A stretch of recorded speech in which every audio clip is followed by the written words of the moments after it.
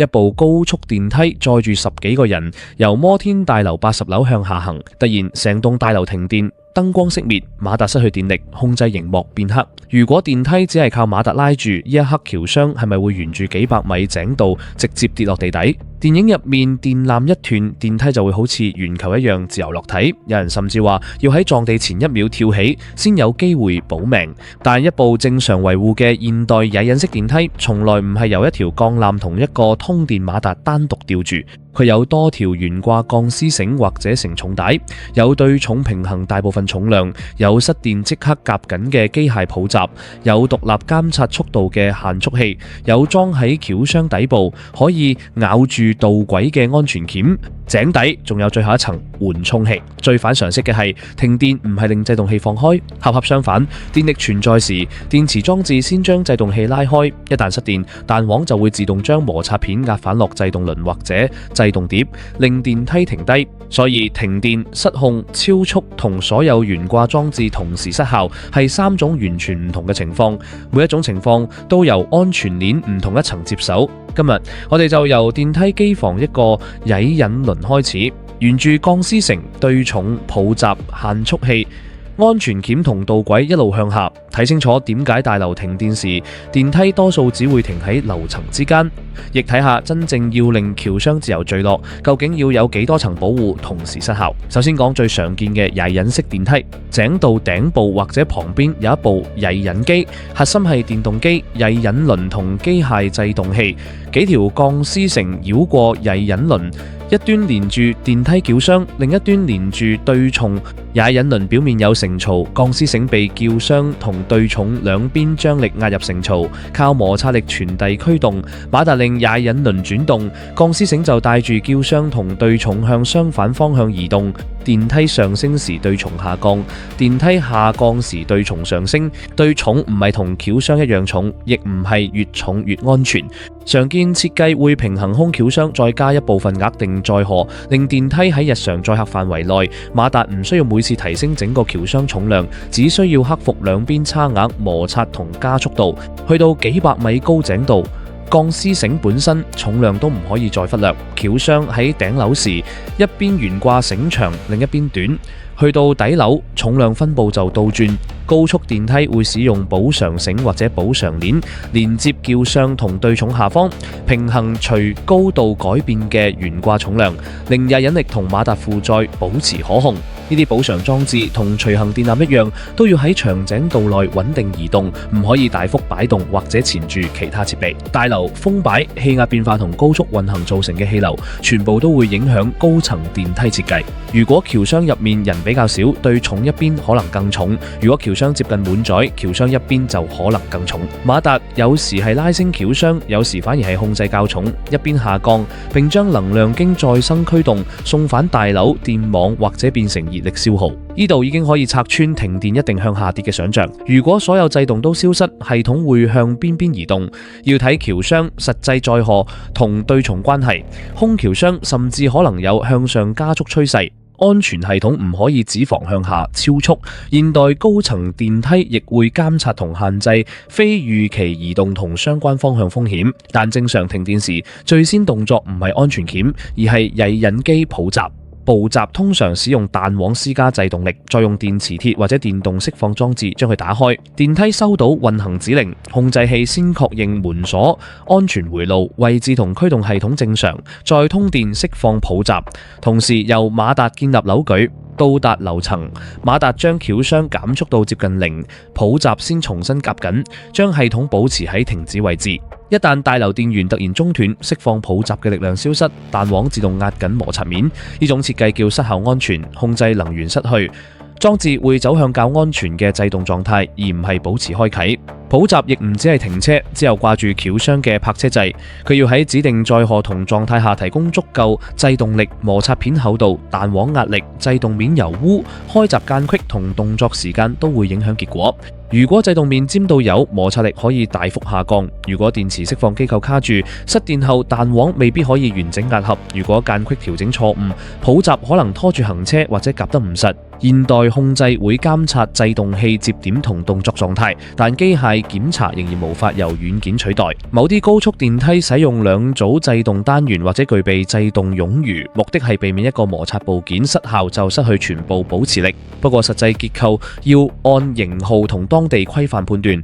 唔可以見到2塊制動提就簡單當成2套完全獨立系統。所以停電嗰一下，乘客可能感到轎廂短暫一頓，燈光轉成應急照明之後停喺2層之間，呢個情況令人緊張，但同自由落體相差好遠。部分電梯配有自動救援裝置，後備電池或者大樓應急電源可以為控制器、照明、通訊同有限度驅動供電系統先判斷轎廂位置、負載同最近可安全平層位置，再以低速移去樓層，開門俾乘客離開，對重令呢個救援過程更省力。系統唔一定要用後備電池硬生生抬起整個滿載轎廂，而係先判斷邊一邊較重，再控制抱閘同馬達，令較重一邊以受控方式移動。驅動器要保持速度，位置感測器就確認轎廂真正進入門區，唔可以只靠計時估算。如果供電只足夠照明同通訊，轎廂就會保持制動，等待救援。黑暗中見到應急燈亮起，對講機仍然工作，並唔代表主曳引機有足夠電力行去下一層。每套後備系統負責嘅功能可以唔同，但唔係每一部電梯、每一種停電同每棟大樓都一定有相同救援方式。有啲會停喺原位等大樓發電機接手，有啲只將指定消防或者疏散電梯投入應急運行，有啲就需要合資格技術人員手動救援。乘客最安全做法係按警鐘或者通訊按鈕講清楚轎廂情況，留喺入面等待指示。自行叫門尤其危險，因為轎廂可能唔對正樓層，門外望落去可以係井道空位。電梯亦可能喺電力恢復或者救援操作時移動。正常抱閘已經足以處理大部分停電，但如果馬達控制失效，抱閘制動力不足，轎廂開始超速，又會點？下一層叫限速器。限速器通常裝喺機房或者井道頂部，有自己嘅輪同一條獨立限速器鋼絲繩。呢條繩連住轎廂安全鉗機構，轎廂喐幾快，限速器繩同輪就跟住以相應速度運動。正常行駛時，限速器只係安靜旋轉。當速度超過預設門檻，輪內飛隨受到離心作用向外移動，觸發開關同機械鎖定。第一步通常先切斷驅動電力同啟動機械抱閘。如果轎廂仍然繼續加速，限速器會夾住自己條繩，轎廂仍想移動，已停低嘅限速器繩就拉動轎廂上嘅連桿，令安全鉗夾歪導軌。安全鉗唔係喺半空捉住主鋼絲繩，佢安裝喺轎廂架下面或者兩側，對準井道內2條堅固導軌。觸發時，雌型鉗塊被拉入轎廂架同導軌之間，愈向下移，雌塊咬得愈緊，將轎廂動能經摩擦同材料變形傳入導軌、支架同建築結構。低速電梯可以使用較直接嘅瞬時式安全鉗，高速電梯多數需要漸進式安全鉗，將減速度控制喺可承受範圍。如果一下完全鎖死，乘客同轎廂會受到巨大衝擊，安全本身都可以造成傷害。限速器最重要嘅特點係機械獨立性。大樓停電，主控制器黑屏或者驅動器冇輸出，限速器仍然可以由轎廂實際運動帶動。佢唔需要先問軟件而家係咪超速，先決定咬唔咬導軌。現代系統當然會有電子速度感測器、位置編碼器同安全控制器，提早發現異常並剎停。但機械、限速器同安全鉗提供另一條不同原理嘅保護路線，避免所有安全功能依賴同一個電源或者同一套軟件。限速器亦唔係等轎廂去到任意高速先突然動作，佢嘅觸發速度會按電梯額定速度同規範設定。測試人員要用專用方法確認電器開關同機械夾繩分別喺正確範圍動作。安全鉗夾住導軌之後，轎廂連同乘客嘅動能要喺有限距離內消耗。漸進式安全鉗會利用絲塊、彈性元件同摩擦面控制夾緊過程，導軌上會留下明顯制動痕跡。鉗得太慢停唔住，鉗得太急又會造成過大減速度，所以咬得實只係一半，要求點樣咬上去同樣重要。對重一邊亦有自己嘅導軌同安全考慮，對重如果異常下墜，一樣可以撞擊井底，拉動懸掛系統同危及井道設備。實際需要邊種對重安全裝置，要視乎井道下方空間、電梯配置同適用規範，唔可以假設所有保護只裝喺載人橋上。咁主鋼絲繩會唔會全部一齊斷？曳引式電梯通常使用多條獨立鋼絲繩或者多條承重帶，數量同承載能力會留有安全餘量。每條鋼絲繩都唔係一支實心鋼棒，而係由多股鋼絲鏈成。外層磨損、斷絲、直徑減少、腐蝕同張力不均，可以喺檢查中逐步被發現。多條懸掛件分擔載荷，代表其中一條出現異常，唔會自然令所有其他繩同一秒斷開。但有多條唔代表可以唔維護。承槽磨損、張力分配、潤滑、曳引能力、端接裝置同使用循環都要定期檢查。鋼絲繩兩端點樣連接，亦係安全鏈一部分。繩頭唔係打一個普通繩結，而係使用車繩繩套、錐套或者經認可端接裝置，將拉力送入橋箱架同對重架。端接鬆動、開口、燒遺失或者安裝方向錯誤，可以令一條外觀完整嘅繩喺接點失去作用。有啲新式電梯使用鋼芯聚氨酯承重帶，外形唔再係傳統圓鋼絲繩，佢哋同樣需要多條分擔載荷、狀態監察同指定更換標準。講解畫面，必須選定一種系統保持一致，唔可以同一部電梯上一幕用鋼絲繩，下一幕突然變成扁平帶。如果幾條繩張力唔平均，較緊嗰幾條會先承受更多載荷，加快疲勞；較鬆嗰條又可能喺曳引輪槽內滑動。維修人員要量度同調整，而唔係指望外表有冇斷開。繩同曳引輪之間亦唔係摩擦愈大愈好。曳引力不足，重載時可能打滑、摩擦同包裹太大，極端情況又可能令橋箱卡住。時馬達仍然可以拉動繩索，將載荷推去其他部件。設計要令正常載荷可靠傳遞，同時配合限位、控制同制動保護。井道入面兩組垂直導軌，除咗俾安全鉗咬住，平時亦負責限制橋箱同對重左右擺動。導靴或者滾輪沿導軌運行，保持橋箱門口同每層樓門檻準確對齊。摩天大樓會隨風輕微擺動，井道亦可能有建築沉降同溫度變化，導軌分段安裝，接頭、支架同垂直度都要控制。高速電梯任何微小不平順都會變成乘客感受到嘅震動同噪音。安全鉗真正咬合時，導軌會承受巨大制動力，所以導軌支架唔只係用嚟保持方向，佢要將緊急制動載荷傳入井道牆或者結構梁，再落到井底就見到緩衝器。好多人以為緩衝器係一大堆彈簧，專門接住由頂樓自由跌落嘅橋箱，實際上佢係整條安全鏈最後嘅行程保護，處理橋箱或者對重以規定範圍速度越過最低正常停層位置嘅情況。低速設備可以使用彈性或者聚氨酯緩衝器，較高速電梯通常使用油壓緩衝器。儲塞被壓入油缸時，油經節流孔流動，將動能轉化成熱，令減速度分佈喺一段行程，而唔係硬撞井底。緩衝器唔係用嚟合理化前面所有保護失效，更唔係保證任何高度自由落體都可以毫髮無傷。佢處理嘅係設計規定入面嘅剩餘風險。同一條井道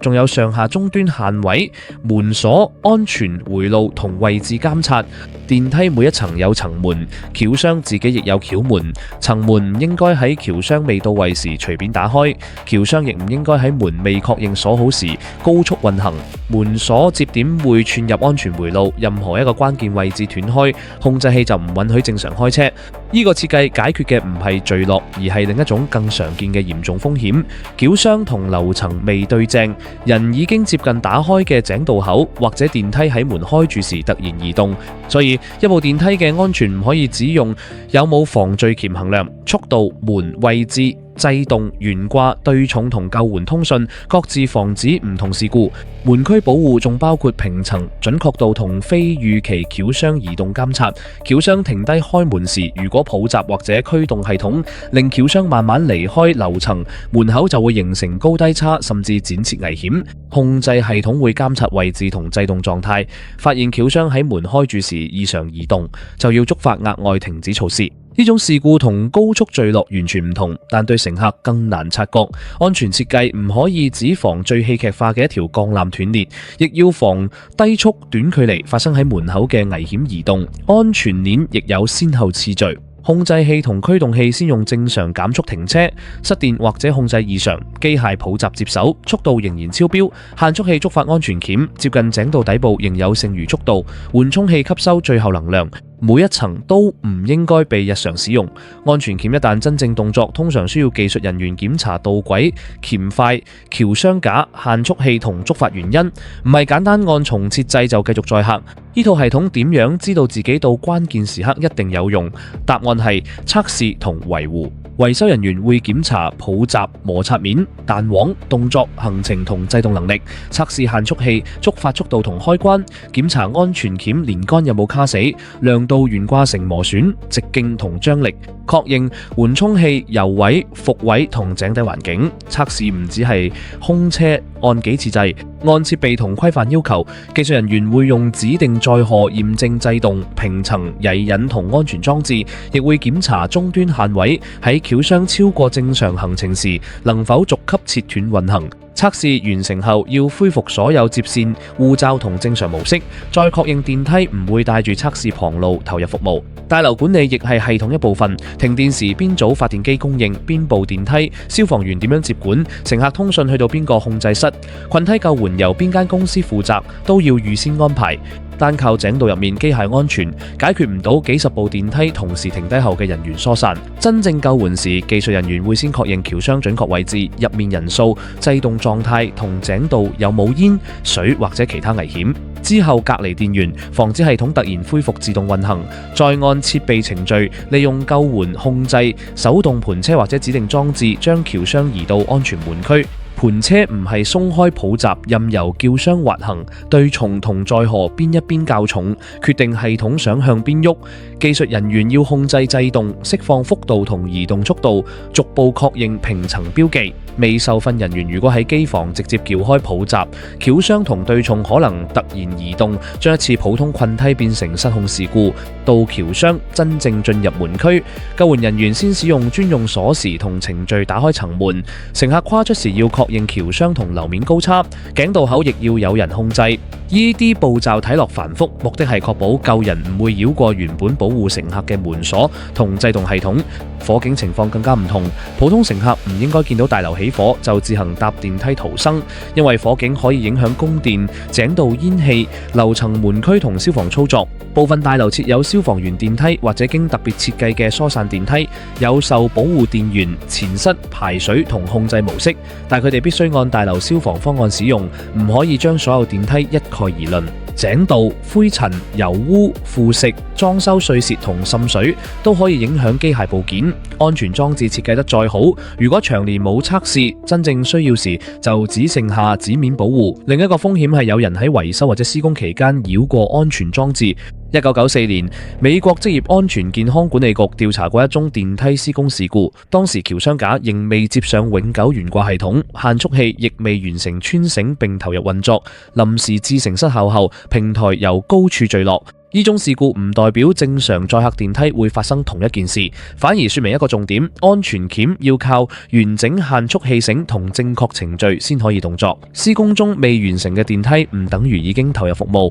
所有保護都有效嘅電梯。同樣道理，維修人員為咗測試而短暫旁路、門鎖或者安全接點，必須有嚴格控制、上鎖掛牌、檢修模式同復原確認。如果將旁路遺留喺正常服務狀態，再多安全層都可能被人為打穿。高層高速電梯仲要處理空氣本身，轎箱以高速穿過狹長井道，好似一個活塞推住前面空氣。井道門縫、通風口同雙輪轎箱會形成壓力波，影響耳壓、噪音同門板受力。工程師會設計轎箱外形、井道、通風同速度曲線，避免為咗追求最高速度，令乘客舒適同門系統承受過大壓差。控制器亦唔會由0直接加到最高速，佢用平滑加速度同加速度曲線限制乘客感受到嘅衝擊，接近樓層時再逐步減速，用位置、編碼器同井道信號完成毫米級平層。正常控制愈精準，機械抱襲就愈少，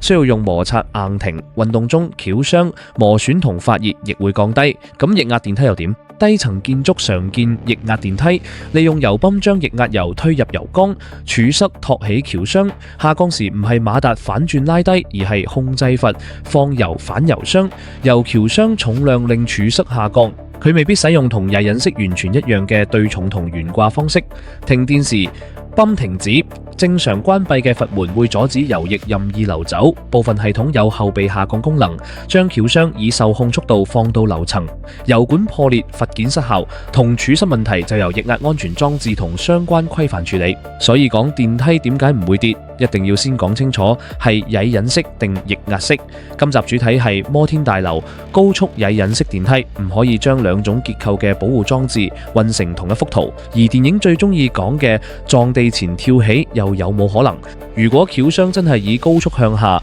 乘客同橋箱已經一齊向下運動，你喺最後一刻根本無法準確知道距離、速度同撞擊時間。人腿可以提供嘅向上速度亦遠低於長距離墜落累積嘅向下速度。更現實係失控橋箱會震動傾斜，人在近乎失重，環境亦冇穩定地面俾你準備跳躍，呢個唔係有效安全策略。真正有用嘅行動發生喺普通困梯，保持喺橋箱內，使用警鐘或者對講機，唔好撬門，唔好由未對正樓層嘅縫隙爬出去，等管理人員同合資格電梯技術人員處理。如果聞到煙、見到入水或者有人需要醫療協助，就要透過通訊設備講清楚，等救援人員按實際危險調整程序。電梯安全最容易令人誤解嘅地方係我哋平時只見到一個會上下移動嘅房間。牆板後面其實有兩套相反移動嘅重量，多條懸掛件，一組靠摩擦傳動嘅曳引輪，一個失電自動閉合嘅抱閘，一條獨立限速器繩，兩邊安全鉗，整條導軌同井底緩衝器。停電嗰刻唔係所有嘢同時停止保護你，係主動驅動消失之後，被彈簧壓緊嘅機械制動先開始發揮作用。如果正常制動仍然阻止唔到速度上升，一套唔依賴主控制電力嘅機械限速系統再接手。真正可靠嘅機械唔係假設電力永遠存在，鋼絲繩永遠唔磨損，軟件永遠冇錯。佢亦唔會將所有保護集中喺同一塊電路板、同一個感測器或者同一種制動原理。電氣控制負責提早發現，彈簧抱閘負責失電停止，機械限速器再按真實速度獨立判斷。佢係預先假設每一樣都可能失效，再問下一層會用另一種原理點樣停住。所以摩天大樓停電時，電梯最可能令你困喺半空，而唔係將你掟落井底。令人不安嘅黑暗同突然停頓，某程度上正代表第一層失效，安全裝置已經做緊佢應該做嘅事。真正危險嘅從來唔係電梯突然停低，而係有人誤判停低等於保護失效，擅自打開本來仍然將乘客隔離喺安全空間入面嘅門。電梯之所以唔靠運氣，唔係因為有一條永遠唔會斷嘅鋼纜，而係當一條支援消失，總有另一件唔需要相信佢嘅機械已經等喺下一層。